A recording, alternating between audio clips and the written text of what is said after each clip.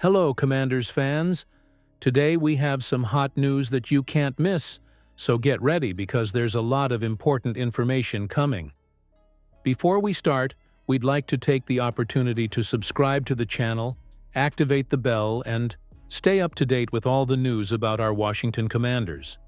Don't forget to leave a like, which really strengthens our community and helps bring this content to the most passionate fans of the team. Now, without further ado, let's get straight to today's news. Terry McLaurin escalates standoff amid Commanders' contract impasse. Terry McLaurin's absence from practice last week was immediately linked to his contract situation. The Washington Commanders or his representatives have not confirmed anything definitive, but fans are clamoring for the situation to come to a positive conclusion for one of the team's franchise cornerstones. And there was no sign of McLaurin returning to kick off the team's Phase 3 organized activities.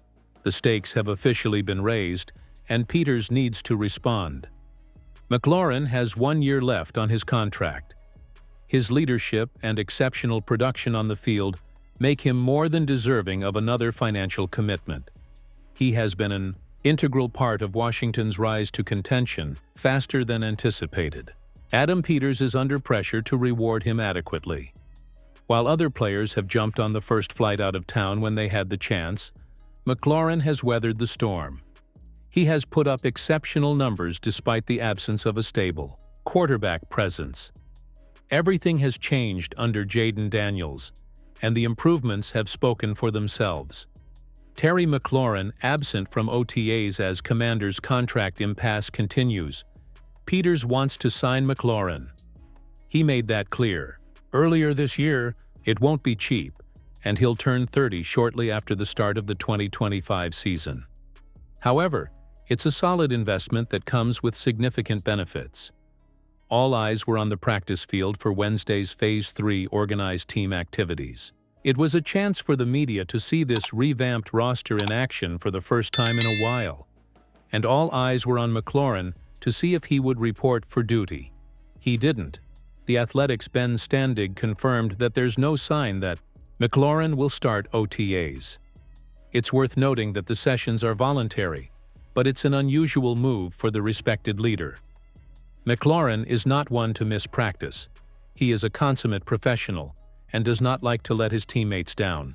But the NFL is a business after all, so there is a hesitation on the player's part, perhaps coming from his representatives, not to risk any chance of injury while a lucrative extension is being negotiated.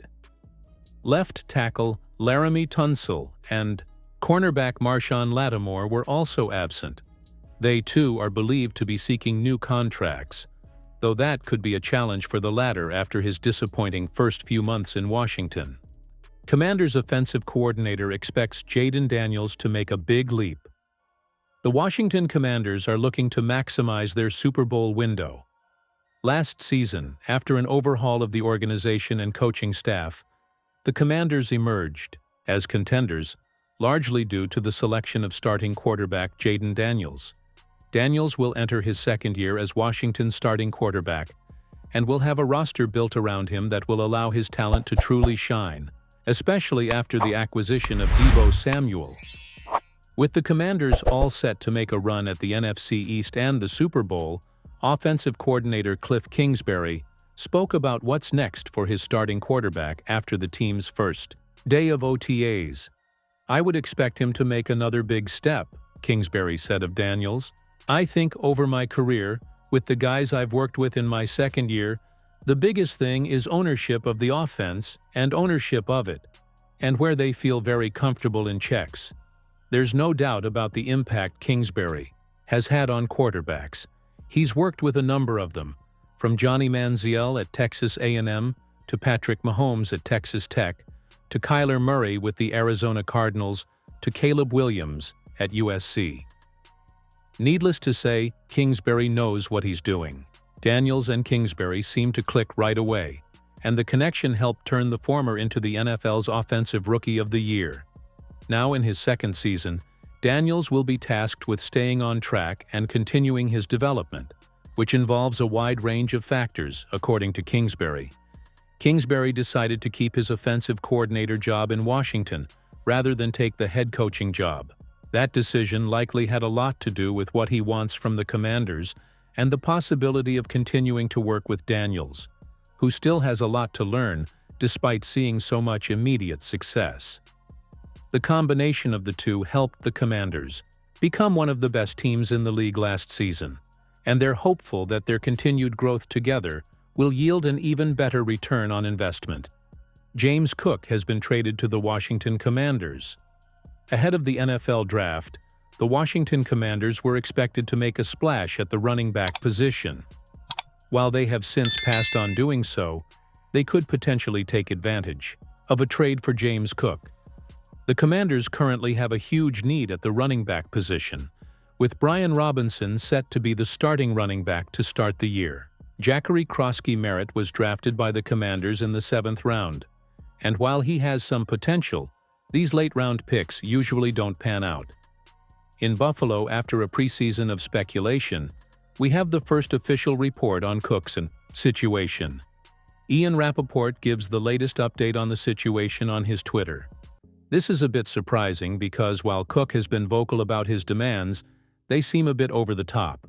It's well documented that Cook is looking for a contract worth $15 million per year. For reference, that would make Cook the 4th highest paid running back in the NFL. While Cook is a great player, most would agree that the price is too high. While Cook could be willing to compromise, it's hard to imagine a world where the Bills would.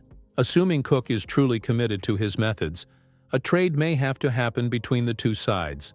Possible James Cook trade proposal to Commanders. Commanders receive RB James Cook. Bills receive 2026 3rd-round pick and 2026 6th-round pick. This mock trade is based on a projection from TWSN's Daniel Alameda. Alameda believes the Miami Dolphins will trade for Cook, and that his price will be a 3rd-round pick. While that should be the focal point of the deal, I expect the Bills to also be able to acquire a 6th-round pick, given how much Cook will be able to help the team. The Buffalo Bills should trade James Cook. Now the Bills could be in serious danger of seeing Cook out, which means they'll simply let him walk away next year in free agency with nothing in return. Again, this isn't guaranteed, but either way, the Bills will only get one more year of him because the two parties can't come to an agreement. While the Bills are a competitive team, they need to think about building a more complete roster around Josh Allen. Instead of having Cook here on a 1-year deal, they could sign J.K. Dobbins to a 1-year deal. That way, they'll have a solid running back for the 2025 season who can help them compete and still capitalize on Cook's market value. Why the Commanders need James Cook? If the Commanders trade Cook, they'll be the ones who have to pay him.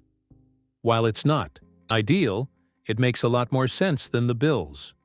Both teams are in competitive mode, but the Bills have Allen and his massive contract. The Commanders have rookie Jaden Daniels, who is still on his rookie contract.